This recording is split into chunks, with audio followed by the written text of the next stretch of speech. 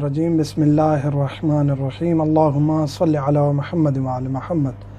مومنین اکرام، جس طرح آپ کو معلوم ہے کہ روزے کے عنوان سے ہماری بحث چل رہی ہے، آج ہم ذکر کریں گے کہ روزے کی شرائط کیا ہیں۔ روزے کی پہلی شرط یہ ہے کہ مسلمان ہو۔ کافر یا غیر مسلم جو بھی روزہ اگر رکھ بھی لے گا تو اس کا روزہ درست نہیں ہے۔ روزے کے صحیح ہونے کی پہلی شرط یہ ہے کہ انسان مسلمان ہو، اس کے بعد اس کا روزہ درست ہوگا۔ دوسری شرط یہ ہے عقل مند ہو۔ ایک انسان پاگل ہے، مجنوں ہے، اللہ کی ذات ہر مومن کو محفوظ رکھے ایسی مصیبت سے، ایسی مشکل سے۔ اگر خدا نخواستہ ایک بندہ پاگل ہے، ابتدائی پاگل ہے یا اس کو ادواری پاگل ہے، یعنی پاگل پن کے دورے پڑتے ہیں، اگر اس کو کوئی ایسے روزے گزرے ہیں جس میں وہ پاگل رہا ہے کچھ دن یا مثلا کہ پورا مہینہ، تو اس پر روزے واجب نہیں ہیں۔ یہ اگر عقل رکھتا تھا اس دوران روزہ رکھ سکتا تھا، ٹھیک، نہیں تو پاگل پر، مجنوں پر روزہ واجب نہیں ہے۔ حیض اور نفاس سے خالی ہونا، شرط یہ ہے کہ حیض بھی نہ ہو، نفاس بھی نہ ہو۔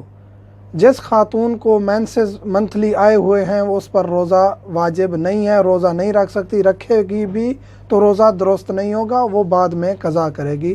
اسی طرح نفاس والی خاتون جس نے بچے کو پیدا کیا ہوا ہے وہ بھی روزہ نہیں رکھ سکتی، بعد میں قضا کرے گی۔ مسافر نہ ہو، مسافر کی شرط یہ ہے کہ 44 کلومیٹر 44 کلومیٹر آنے جانے کا اگر سفر بنتا ہے تو اس حد تک روزہ معاف ہو جاتا ہے، یعنی بعد میں قضا کرنی ہوتی ہے، یعنی اس دوران روزہ واجب نہیں ہوتا، بعد میں قضا کریں گے، اور نماز قصر ہو جاتی ہے۔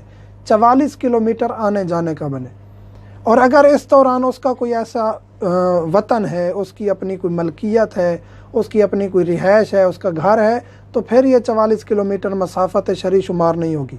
ایسا 44 کلومیٹر آنے جانے کا جس کے درمیان میں اس کا کوئی ٹھکانہ نہ ہو، اس کے بعد اگر جو بھی سفر ہوگا تو وہ مسافر شمار ہوگا۔ اور ایسا شخص بھی مسافر شمار نہیں ہوگا جو 10 دن میں 3-4 دفعہ سفر پہ جاتا ہے، مہینے میں 10 دن سفر پہ رہتا ہے، وہ بھی مسافر شمار نہیں ہوگا۔ یعنی ایک مہینے میں وہ 10 دفعہ سفر کرتا ہے تو وہ کثیر السفر شمار ہوگا، اور وہ روزہ بھی اس پر واجب ہے سفر کے دوران، جس طرح ڈرائیور حضرات ہیں، جاب ہولڈرز ہیں، یا مثلا کہ خطباء ہیں، ذاکر ہیں، ان تمام پر روزہ سفر میں واجب ہے، اور نماز بھی مکمل پڑھیں گے۔ صبح حیض، نفاس اور جنابت کی حالت میں نہیں ہونا چاہیے۔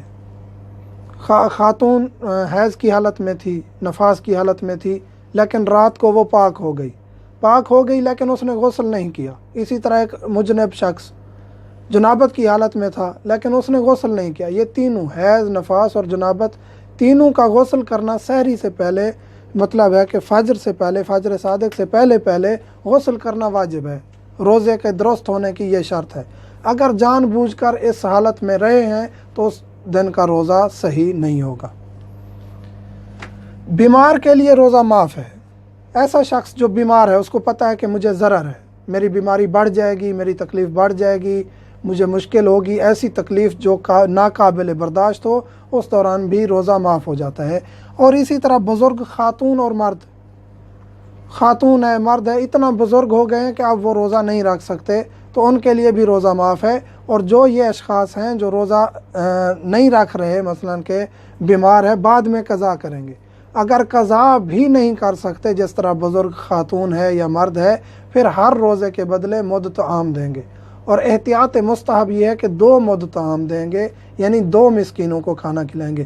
مد طعام کی مقدار یہ ہے 750 گرام، 3 پاؤ گندم دیں، چاول دیں، یا مثلا کہ ایک مسکین کو کھانا کھلائیں۔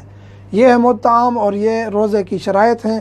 یہ اگر پوری ہوں گی تو روزہ درست ہوگا، وگرنہ روزہ درست نہیں ہوگا۔ مومنین کے کوئی بھی سوالات ہیں، واٹس ایپ نمبر ہر ویڈیو میں دیا جاتا ہے، ہم حاضر خدمت ہیں۔ والحمدللہ رب العالمین۔